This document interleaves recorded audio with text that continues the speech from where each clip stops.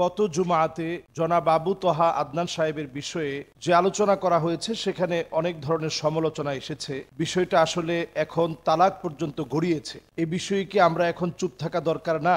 আসলে আমাদের সবারই উদ্দেশ্য ছিল যে এই পরিবারটা টিকে যাক, কোনো একটা ভাবে স্বামী স্ত্রীর ভুল বোঝাবুঝিটা দূর হয়ে যাক, সংসারটা কোনোভাবে টিকে যাক। এজন্য আমরা যতটুকুন বলেছিলাম, অনেক ক্ষেত্রে আমি নিজেও পরে শুনে দেখলাম যে অনেকটা অতিরঞ্জিত অথবা বাড়াবাড়িমূলক হয়ে গেল কিনা, আরেক ভাইয়ের হক নষ্ট করা হলো কিনা, এই সার্বিক বিষয়গুলো চিন্তা করে আমি নিজে, যারা আমার শ্রোতা রয়েছেন তাদের কাছে আমি নিজে দুঃখ প্রকাশ করছি, ভাইয়ের কাছেও ক্ষমা চাচ্ছি।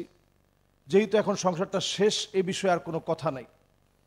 তলাক হচ্ছে শরীয়তের আবগাদুল হালাল, সবচেয়ে নিকৃষ্ট হালালটা হচ্ছে তলাক। যখন কোনোভাবেই সংসারকে আর মেনটেন করা সম্ভব না, তখন তলাকের বিষয়টা যখন আসে, তলাকই হচ্ছে সমাধান। তো আমরা দেখেছি যে মুফতি আব্দুল মালিক হাফিজাহুল্লাহ ওয়া রাআহ, উনার সামনে, বাংলাদেশের সবচেয়ে বড় মুরব্বীদের একজন তিনি, উনার সামনে সুন্দরভাবে এটা সুসম্পন্ন হয়েছে তালাকটা। এখন আর এই বিষয়ে আমরা কোনো কাদা ছোড়াছড়ি না করি এবং কারো নামে আমরা অপবাদ না দিই, কারো দোষ ত্রুটি খোঁজার চেষ্টা না করি।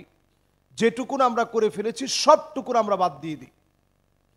আল্লাহর কাছে আমরা এতটুকুন বলি যে দোষী তাকে আল্লাহ রাব্বুল আলামিন যেন পরিশুদ্ধ হওয়ার সুযোগ দেন। প্রত্যেককে যেন আল্লাহ তাআলা চরিত্রবান বানান। ছোট ছোট যে মাসুম দুইটা বাচ্চা, এই মাসুম দুইটা বাচ্চার জিম্মাদার আল্লাহ রাব্বুল আলামিন হয়ে যান। আসলে আমরা এই দিকটা বিবেচনা করেই মূলত এই বিষয়টা নিয়ে কথা বলেছি, না হলে ব্যক্তিকেন্দ্রিক আমি কখনো কথা বলাটা পছন্দ করি না।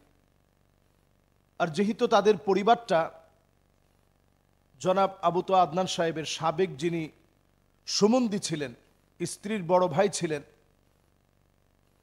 সে যেহেতু অনেকবার তাদের মাহফিলে আমাকে দাওয়াত দিয়েছে, এই বিষয়টায় সহযোগিতা কামনা করার কারণে সে যেহেতু সাহায্য চেয়েছে যে এই বিষয়টা একটু যদি আমি কথা বলতাম, এবং তাদের কাছ থেকে আমি সার্বিকভাবে শুনে মনে করলাম যে বিষয়টা নিয়ে কথা বলি।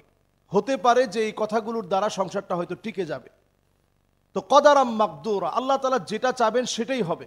ফাআলুল লিমা ইউরিদ। আমরা শত চেষ্টা করেও অনেক সময় অনেক ভাঙন আমরা ফিরাতে পারবো না। অনেক সময় দেখা যাবে আমাদের সামান্য চেষ্টায় একটা ভাঙন ফিরে যাবে।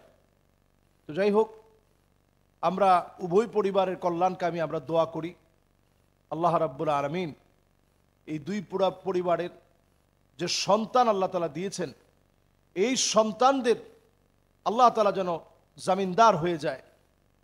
এই সন্তানদের জন্য আল্লাহ রাব্বুল আলামিন যেন রহমতের চাদর বিছিয়ে দেয় এবং আমরা কাদা ছড়াছড়ি একেবারে বন্ধ করে দেই। বাংলাদেশে এখন অত্যন্ত গুরুত্বপূর্ণ অনেক ইস্যু রয়েছে, যেই ইস্যুগুলোতে এখন আমাদের মনোযোগী হওয়া প্রয়োজন। আর সত্য একদিন উদ্ভাসিত হবে, তখন কে অপরাধী এটা আমরা অটোমেটিক্যালি বিষয়টা বুঝব। সত্য উদ্ভাসিত হওয়ার আগে আমরা কাউকে ব্লেম না দিই, অপরাধী না বানাই। যেটুকু আমরা করে ফেলেছি আল্লাহর কাছে আমরা ক্ষমা চাই। আল্লাহ তাআলা যেন আমাদেরকে মাফ করে দেন।